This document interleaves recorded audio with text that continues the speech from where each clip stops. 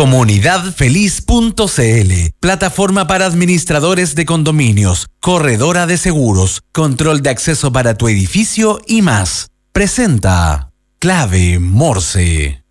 Ahora, en la 92.9, te entregamos la información y el análisis de los principales hechos que mueven los mercados financieros de Chile y el mundo. Clave Morse. Decodificamos los conceptos económicos para el ciudadano de hoy. Daniel Fajardo, Diego Uribe y Felipe Reyes analizan la actualidad económica y sus conexiones con la política, el medio ambiente, la tecnología y más. Bienvenidos a Clave Morse.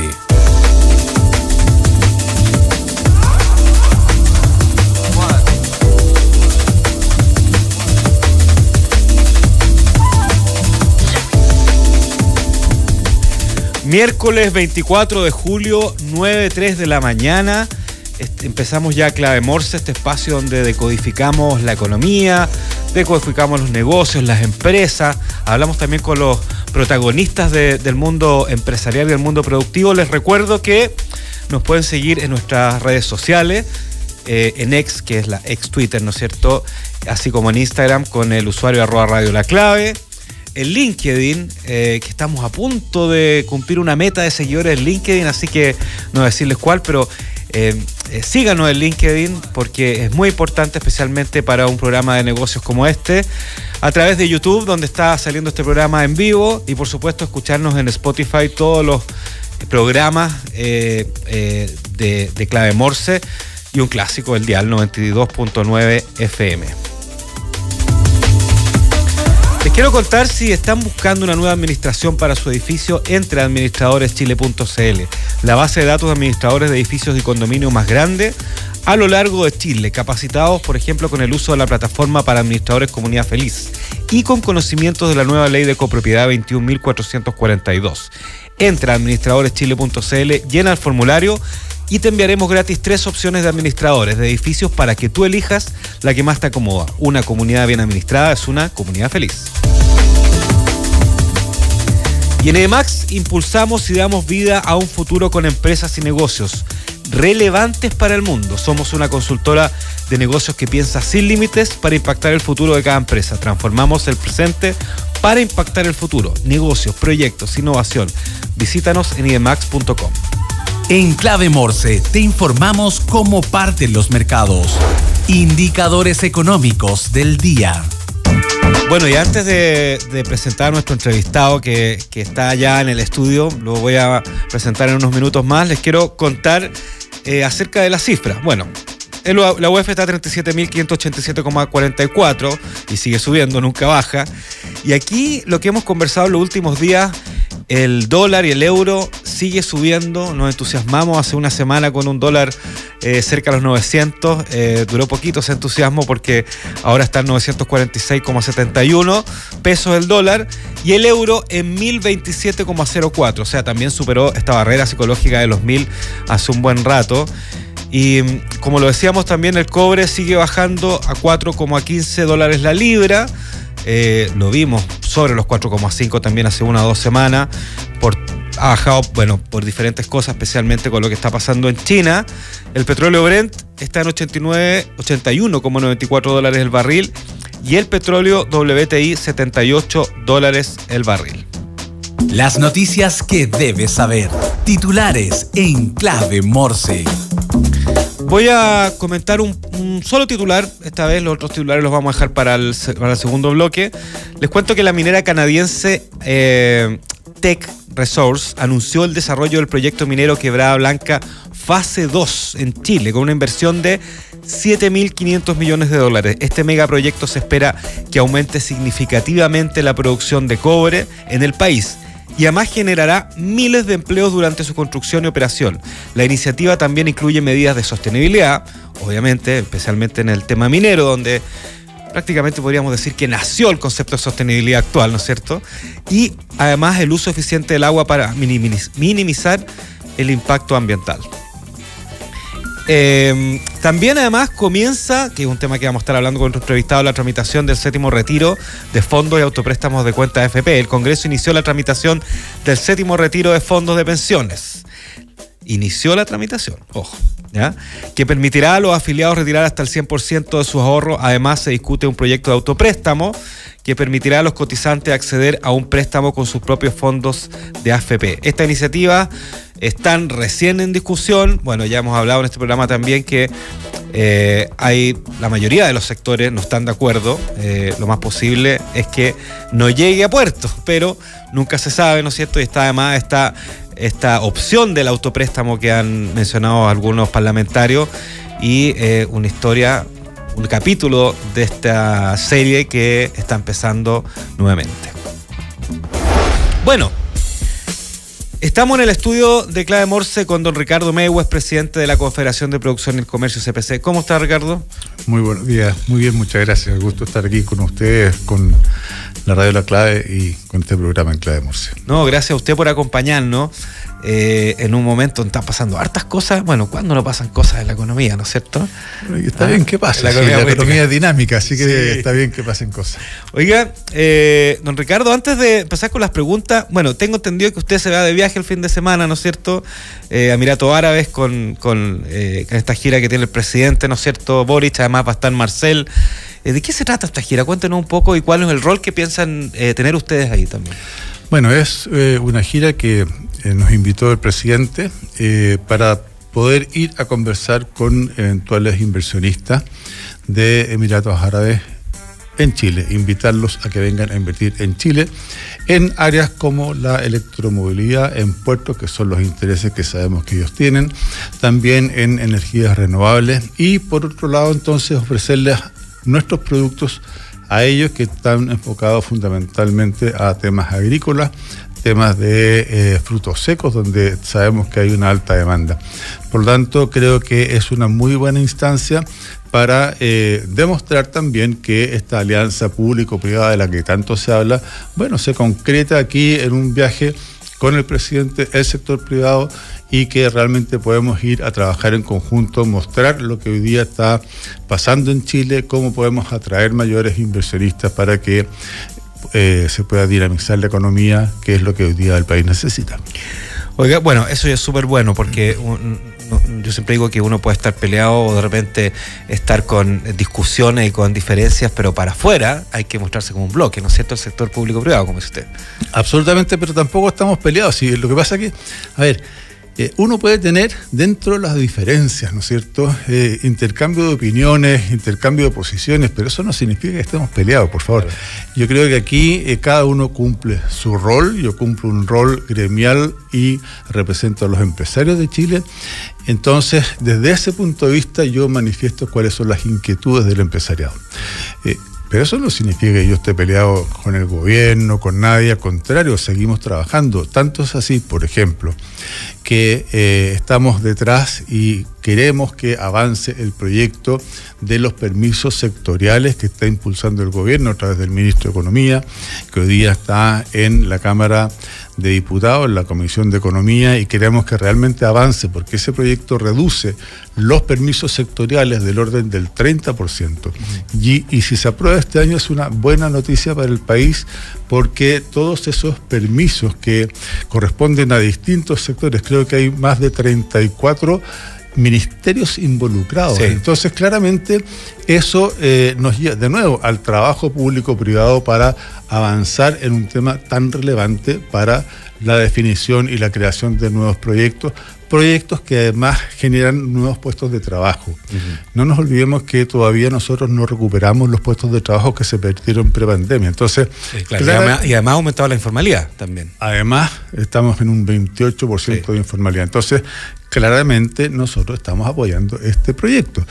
Y así, hemos tenido distintas reuniones con distintos ministros o ministras en función de los proyectos que se están moviendo en el país para dar nuestra opinión técnica siempre. Sabemos que al final del día esto se resuelve en el Congreso, pero lo que nosotros hacemos es dar nuestra opinión técnica. Y eso ha ocurrido siempre desde la CPC, porque siempre nos ha interesado participar con nuestra opinión en la política pública.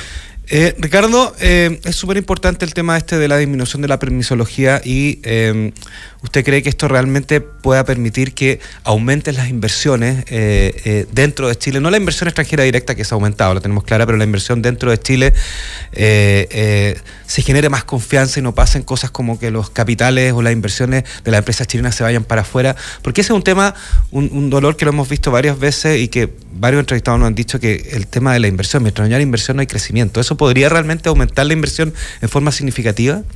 Mire, por lo menos aquí estamos hablando de señales que son tremendamente relevantes. Y si eso, yo creo que sí, en alguna medida puede entonces facilitar que los inversionistas que estamos hoy día aquí en Chile, quienes tenemos empresas, quienes hacemos empresas hoy día aquí en el país, podamos seguir invirtiendo, porque además, si nosotros no hacemos la pega acá, claramente vamos a retroceder y probablemente nuestras empresas, ¿no es cierto?, no puedan seguir desarrollándose. Y eso tiene un impacto, de nuevo, en las personas, en los puestos de trabajo. Por lo tanto, en la medida que todos estos permisos se mejore su tramitación, se cumplan los plazos también, porque ahí hay un tema importante. Tenemos que ser capaces, y el aparato público tiene que ser capaz de cumplir los plazos que están establecidos.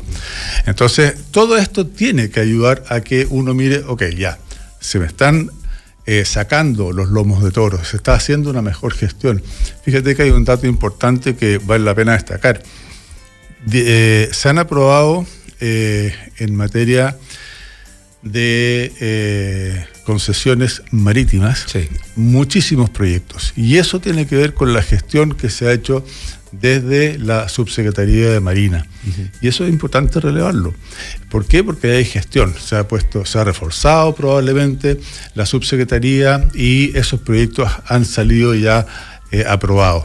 El propio ministro ha recorrido Chile y a mí me tocó participar con el presidente en Coquimbo en enero de este año, conversando con los líderes de proyecto para ver dónde estaba entrado. Entonces aquí se requiere y se ha demostrado que con gestión es, de alguna manera, mejora claro, el salir del atolladero donde estamos. Claro. Otro ejemplo, me tocó estar en la inauguración de la Expo Nord y hay un convenio entre el ministro de Economía y el gobernador, don Ricardo Díaz, para contratar con recursos de la gobernación a una cantidad X de funcionarios para avanzar y liberar 40.000 millones de dólares sí, en proyectos de inversión. Entonces, a mí me parece que poniéndole gestión, recursos a la gestión del gobierno, yo creo que podemos salir adelante. ¿Qué otros elementos usted cree que se necesitan para poder mejorar la economía en lo que queda el semestre, ya pensando en el 2025, también pensando en la inflación, ¿no es cierto?, que está creciendo cada vez más, dónde influye el tema del aumento de las tarifas eléctricas? O sea, hay varios elementos que complican un poco el desarrollo. ¿Qué otras cosas deberíamos, porque yo estoy pensando en las soluciones también, qué otras cosas debería pasar dentro de lo que queda el semestre y el próximo año para tratar de mejorar el desempeño económico del país? Bueno, tú en la introducción hablabas de el tema de estos 5 proyectos que hoy día ya son 4 sí, de retiro de pensiones. Yo creo que eso no debiera pasar, eso es una mala política pública, ya la vivimos y eso tiene un impacto directo en, por ejemplo, el mercado financiero. Claro.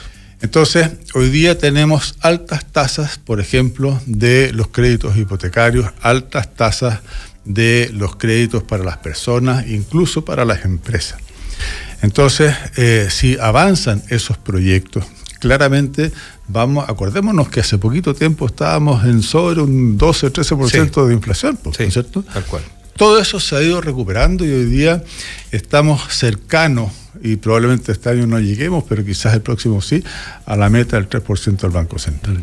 Entonces, si hoy día se plantea y se llegara a aprobar, yo espero que eso no se apruebe y me alegro que el gobierno no patrocine esta iniciativa, eso le va a hacer mucho daño al país y claramente va a tener un efecto económico relevante, así como lo tuvo los otros retiros anteriormente. Entonces, esas son las cosas que no debieran pasar. ¿Para qué? Para que den certeza a los mercados que vamos a tener un sistema de capitales estables, que eso también es lo que el sistema financiero requiere para poder bajar los riesgos y poder entonces también, ojalá, bajar las tasas de crédito a las cuales todos, los empresarios, las personas, quien quiere optar a una vivienda, ¿no es cierto?, quiere acceder para poder pagar menos intereses en obtener su objetivo, ¿no? Ahora estamos hablando con Ricardo Mewes, presidente de la CPC. Ricardo, sí, pero independientemente de que se apruebe o no se apruebe, que lo más posible es que no se apruebe porque no tiene tanto apoyo, ¿no es cierto? Mientras esté eso en discusión en Congreso, produce un clima de inestabilidad, como también, mientras las cosas no se resuelvan, como usted, como también el tema de esta discusión de cómo se va a repartir este 6% de la reforma de pensiones que está dando vuelta ahí. Entonces pasa que también hay proyectos que están en discusión, y mientras no se resuelva producen inestabilidad también, me imagino, ¿no? En lo que son las inversiones, en lo que son las decisiones de inversión. Sí, pero por ejemplo yo veo que el día de ayer, a lo menos, y con la llegada del nuevo director de Impuestos Internos se empiezan a ver caminos de solución, por ejemplo, al proyecto de ley de cumplimiento tributario.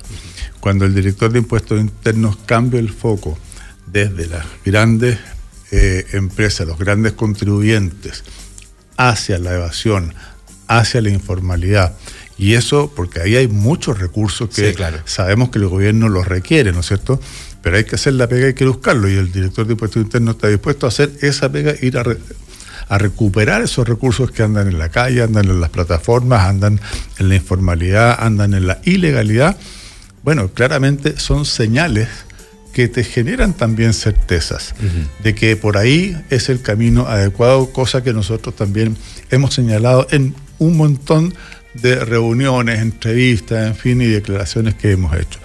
Entonces me parece a mí que ese acuerdo, esa conversación que se tuvo ayer en la Comisión de Hacienda del Senado me parece que va en el camino correcto. Tenemos todavía algunas cosas que ajustar, pero bueno, ya hay una...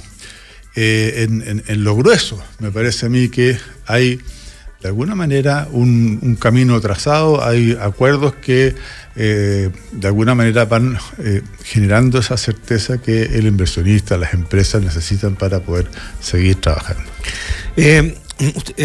Bueno, claramente, como usted dice, Echeverry, que es el nuevo director de Servicios Puertos, nos dijo que en el fondo uno de sus pegas principales iba a ser el tema de atacar todo lo que es la evasión y la elusión, ¿no es cierto? Sí. Entonces, también quería saber cómo ustedes también van a trabajar en conjunto con ellos al respecto y cuál es la opinión que tienen desde el empresariado también sobre este tema que es el foco del nuevo director de Servicios Puestos Internos. Bueno, a ver, primero decir categóricamente que nosotros rechazamos todo tipo de evasión de impuestos y eso lo dijimos desde el primer minuto cuando empezamos a conversar sobre este proyecto de ley. ¿Y por qué? Porque eso le hace daño a la economía. Vemos, por ejemplo, que hay una evasión importante a través de algunas plataformas tecnológicas que a través de la cual se transan productos, ¿no es cierto? Y no se pagan, no se paga IVA, no se paga nada. Que sea una discusión de hace hartos años en diferentes tipos de plataformas. Hace bastante tiempo. De transporte, ¿no? Financiera, etcétera. Exactamente. Entonces, bueno, ya este proyecto recoge las inquietudes que hemos planteado y pone de alguna manera atajo, ¿no es cierto?, a ese tipo de situaciones. También, y que nos parece muy bien que sea así, también el ministro lo ha dicho varias veces, hay importaciones que hoy día son exentas de pagar impuestos, de pagar IVA, que el número son creo de $41, ¿no es cierto? Bueno, eso también distorsiona los mercados, porque cuando una empresa, por ejemplo el retail, importa X productos y sobre eso paga el total de los derechos, el total del IVA, y por otro lado hay importadores que hacen 20 operaciones, ¿no es cierto?, importando el mismo producto y no pagan nada porque son inferiores a $40, claramente eso produce una distorsión, produce una competencia desleal. Al igualar eso, claramente también vamos avanzando en contra de la evasión. También claramente aquí el lavado de activos, lo que está pasando con el crimen organizado, porque también está vinculado, ¿no es cierto?, todo lo que pasa en la calle, los robos de productos que hay en las carreteras, camiones que salen de los puertos son asaltados en las carreteras. Esos productos al final terminan siendo vendidos o a través de estas redes sociales o incluso en la calle. Bueno, ahí también hay una evasión. Yo he dicho que es tremendamente importante trabajar en inteligencia para hacer el seguimiento de estas bandas criminales, ir sobre la plata, sobre el dinero que genera, porque esto genera muchísimos recursos, no pagan ni uno al Estado, ¿no es cierto?, porque son negocios ilícitos, pero además es tanto los recursos que tienen que pueden utilizar la más alta tecnología y normalmente van muchísimo más adelantados que la tecnología que el propio Estado tiene. Entonces, ahí claramente es donde hay que poner foco para también ir deteniendo el crimen organizado. Entonces, todos esos elementos de alguna u otra manera están en el proyecto de cumplimiento tributario, nos parece bien y nosotros en ese sentido apoyamos esa iniciativa. Don Ricardo, ¿qué otras medidas cree usted o desde de la CPC hay que hacer en el país y tiene que hacer, digamos, todos los estamentos del país, incluyendo el gobierno, para mejorar el tema de seguridad, que es un tema complejo? Ustedes lo han dicho, ¿no es cierto? No solamente en temas de seguridad, lo que estaba comentando recién, sino en general, en las calles, los negocios. Hay especialistas que han dicho que esto es independientemente, es una cosa que iba a pasar sí o sí, independientemente del gobierno que esté, este u otro, porque es parte de... Pero hay una sensación de inseguridad muy fuerte, imagino que eso también influye en el empresariado. ¿Qué medidas propone la CPC para poder resolver esto o bajarlo de alguna forma? Mira, nosotros desde el año 2016, a propósito de mi paso por la Cámara Nacional de Comercio, sí, ya estábamos previendo esta situación. De hecho, trajimos a un especialista de la OCDE, señor David Luna, que nos hizo una exposición de cómo avanza en el mundo el crimen organizado. Y claramente ahí ya nos puso algunas alertas. Entonces, este tema, que además lo hemos estado conversando internacionalmente, porque no sacamos nada con verlo solamente a nivel local, sino que tenemos que estar absolutamente coordinados, a lo menos con los países limítrofes, porque tenemos que entender que ya, al igual que una empresa legítima, multinacional, empieza a invertir en negocios, ¿no es cierto?, donde sean más rentables, bueno, el crimen organizado, la ilegalidad también se va trasladando donde ese negocio es más rentable y por lo tanto pasa de un país a otro. Por lo tanto, parte de las recomendaciones que estamos elaborando a partir de lo que ha hecho la Cámara Nacional, lo que ha hecho la SOFOFA le entregó un documento a la ministra del Interior, sí, el día lunes recién pasado, lo que ha hecho la Asociación de Bancos en materia de fraude bancario, que ha aumentado notablemente en el último tiempo, ¿no es cierto?, ese problema. La Sociedad Nacional de Agricultura tiene lo suyo en materia de vigiato, en materia de toma de predios para el cultivo también de droga. En fin, la Cámara de la Construcción, la minería con el robo de camiones con cobre. Entonces, bueno, esto ya viene hace mucho tiempo. Esto no es... Y hay que decirlo claramente, no es producto del gobierno. Lo que pasa es que a este gobierno hoy día le toca enfrentar este aumento principalmente en el tipo de delito que se está cometiendo y la tasa de asesinato, ¿no es cierto?, y de criminalidad, sí, que tiene.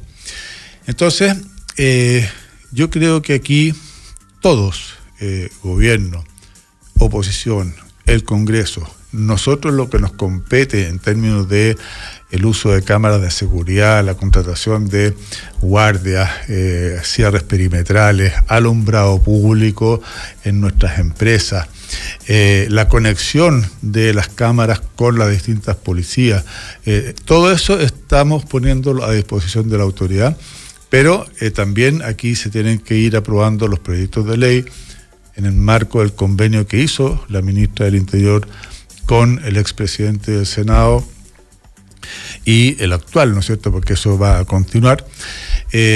Bueno, tienen que ir saliendo esos proyectos. Ahí está el tema del proyecto de inteligencia, claro, que también, para mi gusto, tiene que darle prioridad y en función de eso, bueno, seguir avanzando, porque yo creo que han avanzado.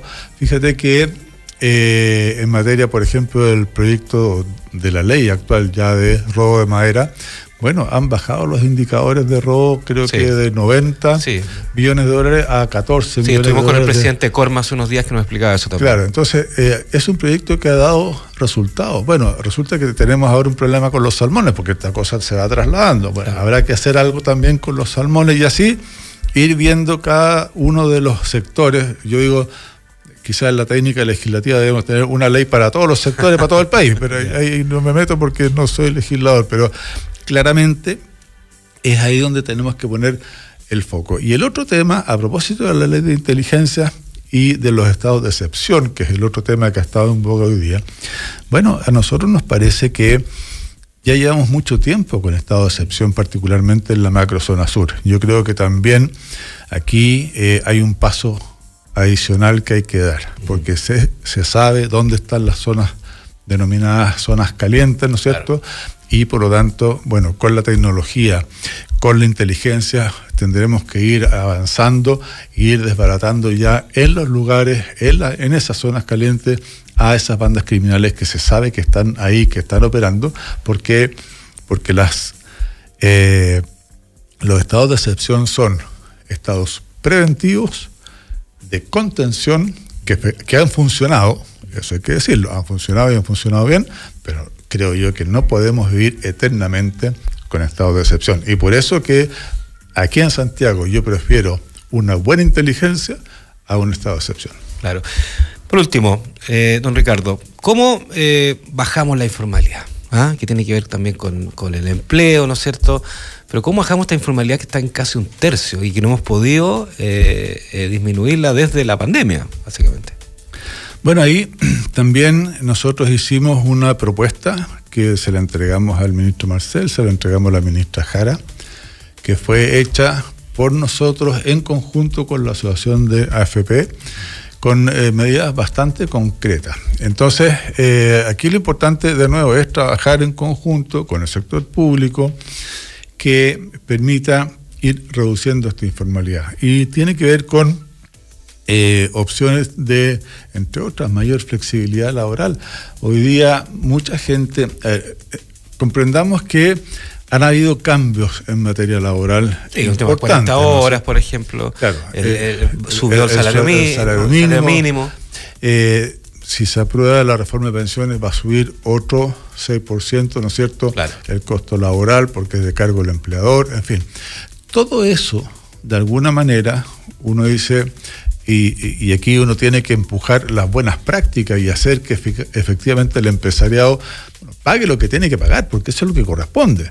Pero también nos hemos encontrado, y eso hay que decirlo, con que hay empresarios que negocian, ¿no es cierto?, pagar la totalidad del sueldo, pero una parte va directo a la cuenta corriente y otra parte va en negro, entonces claro, pongo por menos y todo eso, pucha, acá hay que, lamentablemente, ocurre. Nosotros, desde el empresariado, tenemos que empujar, insisto, por las buenas prácticas, que eso no ocurra, pero ahí ya generas espacios de informalidad, en algo que para algunos puede ser incluso muy común, que lo aprendió hace muchos años. Bueno, eso es también informalidad y tenemos que abordar esos casos desde el punto de vista empresarial, los gremios de base, los gremios en regiones. Entonces, esos son algunos elementos que ayudan a combatir la informalidad. Porque claro, cuando te empiezan a aumentar los costos, y particularmente la pequeña y mediana empresa, donde más se dan estas situaciones, de repente se siente acogotada. Entonces, bueno, hay que también tratar de ir ayudando a la mediana empresa que no tiene ningún tipo de ayuda, porque cuando tú eres pequeño, cuando tú eres emprendedor, normalmente tienes los apoyos, y está bien que así sea. Pero ya cuando tienes que dar el salto a una tabla mediana... Claro, ¿no es que es lo que le pasa a la clase media también, llevándolo a la población? Exactamente, ¿no es cierto? Bueno, ahí tú dices, chuta, ¿y ahora qué hago? Tengo que ir solo al banco, ya no tengo el apoyo de, no sé, la Corfo, de Cercotec, ¿no es cierto?, de esos mecanismos. Ya tengo que enfrentarme a que tengo que poner garantías, tengo que batírmelas por mí mismo para poder hacer crecer mi negocio. No tenemos mecanismos para ayudar a la mediana empresa, porque normalmente además en algunos casos se considera gran empresa y en otros no tan grande. Claro. Bueno, ahí hay una batería de propuestas que nosotros hicimos para justamente abordar el tema de la informalidad, que es un tema que, entre otras cosas también, y aquí con esto cierro, no solamente tiene un tema económico detrás, sino que esa gente que es informal no tiene acceso a la salud, no tiene seguridad social, o sea, si se traslada de su casa a donde está ejerciendo algún tipo de trabajo, le pasa algo en el trayecto, ¿no es cierto? ¿Y dónde se atiende? Queda absolutamente desamparada. Entonces, claramente pasa a ser un beneficio a la larga que las personas sean formales. Entonces, aquí también hago el llamado a que las personas que están haciendo trabajo informales se preocupen de formalizarse. Y ahí en conjunto hay varios mecanismos dentro de los gremios a formalizar. La Cámara Nacional de Comercio, por ejemplo, tiene Mi Pyme Cumple, claro. Entonces que permite rápidamente llegar a esos emprendedores a formalizar sus negocios, que pueden ser desde un jardinero, por ejemplo, hasta, no sé, un emprendedor tecnológico. Claro. Pero todas esas personas, lo bueno es que se formalicen para que vayamos entonces avanzando todos en conjunto y aportando a la economía del país. Ricardo Meues, presidente de la CPC, muchas gracias por acompañarnos en Clave Morse y que le vaya bien el viaje a Medio Oriente con el presidente y con el ministro. Muchas gracias. Un abrazo. Bueno, y a la vuelta tenemos una entrevista bastante interesante sobre un estudio y más noticias de lo que está pasando en la economía.